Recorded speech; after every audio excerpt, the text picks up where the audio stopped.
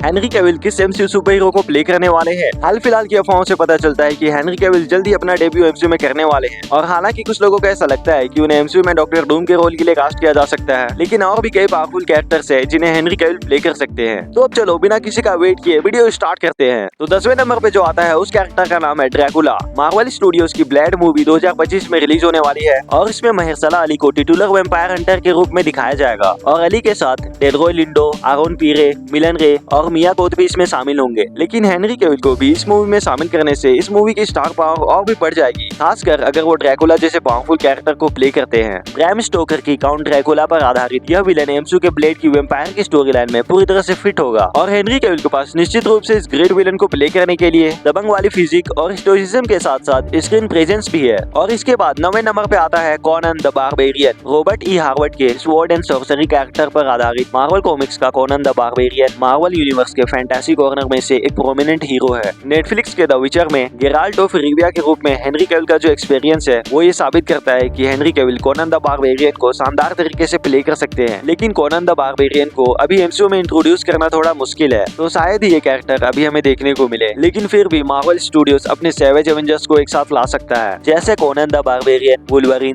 The Punisher, Elektra, Daredevil और Black Knight, जिससे Marvel Studios Henry Cavill को एक brutal MCU super hero team के नेता के रूप में पेश कर सकता है। और इसके बाद 8वें नंबर पे आता है ब्लैक बोल्ट। ब्लैक कागर बोल्टागोन एकेए ब्लैक बोल्ट एटिलान का रूलर और मार्वल कॉमिक्स में इनह्यूमन्स का किंग है, जो डिस्ट्रक्टिव हाइपरसोनिक वॉइस से इम्ब्यूड है, जो उसे इनक्रेडिबली पावरफुल और बहुत खतरनाक दोनों बना देता है। एंसन माउंट ने मार्वल टेलीविजन के इनह्यूमन्स में ब्लैक बोल्ट को पोर्ट्रे किया था और doctor strange in the multiverse of madness में भी अर्थ 838 में ब्लैक बोल्ट को दिखाया गया था, पर वहाँ वांडा ने उसकी अच्छे से ले ली थी। लेकिन अगर हेनरी कैविल ब्लैक बोल्ट को प्ले करते हैं तो वे इनह्यूमन्स को एमसीयू की प्राइमरी अर्थ 616 में ला सकते हैं। ब्लैक बोल्ट का कैरेक्टर प्ले करने वाले किसी भी एक्टर को बहुत अधिक बोलने वाली लाइंस के बिना एक डायनामिक परफॉर्मेंस देने में सक्षम होने की जरूरत है और हेनरी कैविल निश्चित रूप से इस कैरेक्टर में भी फिट बैठते हैं। और एक खास बात, इनह्यूमन्स को अब तक की सबसे खराब मार्वल रिलेटेड प्रोजेक्ट्स में से एक माना गया है, लेकिन doctor strange in the multiverse of madness में ब्लैक बोल्ट का दिखना इस बात का टीज हो सकता है कि फ्यूचर में हमें इनह्यूमन्स देखने को मिल सकते हैं। और इसके बाद 7वें नंबर पे आता है जेनेसिस वेल। ऐसे हिंट्स हमें पहले ही मिल चुके हैं कि जेनेसिस वेल हमें एमसीयू में दिखाई दे सकता है, क्योंकि वह मार्क वेल का बेटा है जिसे कैप्टन मार्वल में एनेट बेनिंग द्वारा पोर्ट्रे किया गया था, और फाइला वेल का भाई जिसे गार्डियंस ऑफ द गैलेक्सी 3 में गाई जेम्स फाइला में अडेप्ट किया गया था। जाहिर है कि मार्वल स्टूडियोज को इस ओरिजिन स्टोरी को चेंज करना पड़ेगा, लेकिन मार्वल कॉमिक्स के सबसे पावरफुल कॉस्मिक सुपर हीरोज में से एक जेनेसिस वेल एमसीयू के लिए एक बढ़िया ऑप्शन होगा, खासकर अगर उन्हें हेनरी कैविल द्वारा पोर्ट्रे किया जाता है। और इसके बाद 6ठे नंबर पे आता है सेबेस्टियन सो।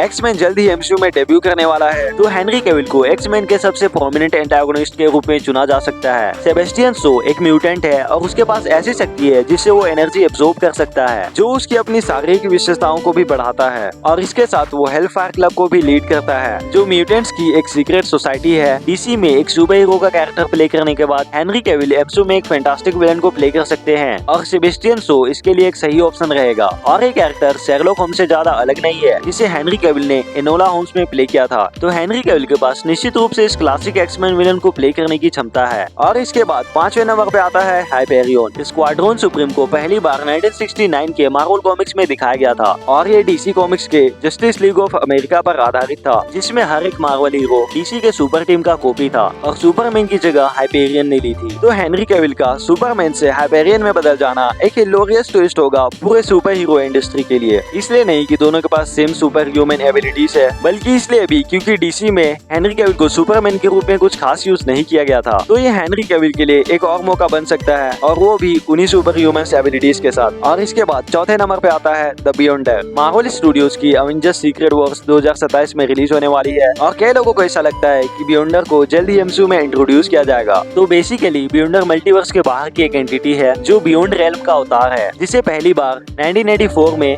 मार्वल कॉमिक्स के शुरुआती सीक्रेट वॉर्स क्रॉसओवर में देखा गया था और वो पृथ्वी के सुपर ह्यूमंस के कारनामों में वेस्टेड या यूं कहूं निहित इंटरेस्ट रखता है। हेनरी कैविल के पास बियॉन्डर को पोर्ट्रे करने के लिए न केवल एक सही मौका है, बल्कि जितनी इंटेंसिटी इस कैरेक्टर को प्ले करने के लिए चाहिए उतनी उन्होंने सुपरमैन में भी की थी। तो हेनरी कैविल को फेज 6 और इसके बाद भी एक इम्पोर्टेंट कैरेक्टर के रूप में स्टेबल करने के लिए एक अच्छा ऑप्शन हो सकता है। और एक खास बात, बियॉन्डर ने 1984 के सीक्रेट वॉर्स में बैटल वर्ल्ड पर मार्वल यूनिवर्स के कई हीरोज और सुपर हीरोज को असेंबल किया था एक रॉयल बैटल के लिए। और 2015 के सीक्रेट वॉर्स इवेंट में डॉक्टर डूम ने मल्टीवर्स के विनाश के बाद अपना खुद का बैटल वर्ल्ड बनाने के लिए ब्योंडर्स की शक्ति चुराई थी। एंड इसके बाद तीसरे नंबर पे आता है साइक्लोप्स। मार्वल कॉमिक्स में स्कॉट समर्स का साइक्लोप्स अक्सर एक्समैन का लीडर बनता था, जो फॉक्स के एडेप्टेशन में पूरी तरह से गड़बड़ा गया था। अगर हेनरी कैविल को साइक्लोप्स के रूप में चुना जाता है तो इससे फाइनली साइक्लोप्स के कैरेक्टर को जस्टिस मिलेगी और साथ ही हेनरी कैविल इस कैरेक्टर के वल्नरेबल और ऑकवर्ड साइड्स को भी प्ले कर सकते हैं। लेकिन अगर मार्वल स्टूडियो साइक्लोप्स के लिए एक यंग एक्टर को कास्ट करना चाहेगा तब ये काम नहीं करेगा, लेकिन फिर भी हेनरी कैविल एक शानदार साइक्लोप्स बन सकते हैं। और इसके बाद दूसरे नंबर पे आता है मिस्टर सिनिस्टर। नेथेनियल एसेक्स के मिस्टर सिनिस्टर शायद मार्वल कॉमिक्स में एक्स-मैन के सबसे आइकॉनिक एंटागोनिस्ट में से एक हैं। फिर भी